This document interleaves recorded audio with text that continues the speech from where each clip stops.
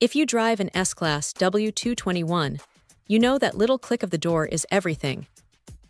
But when that click turns into a grind, or worse, a safety hazard, you need a solution that truly matches the original quality.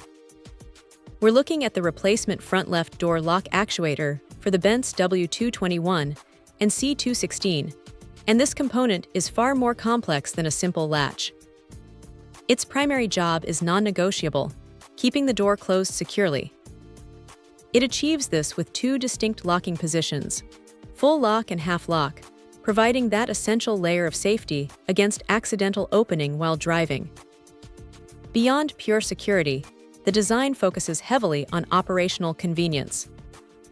It's engineered to ensure the door opens and closes easily, both from the inside and out, and it includes specific mechanisms for guiding and positioning the door movement.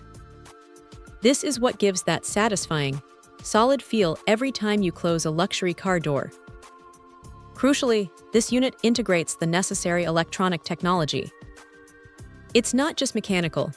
It's the brain that supports intelligent functions like remote control access and automatic locking, restoring all those smart features you rely on.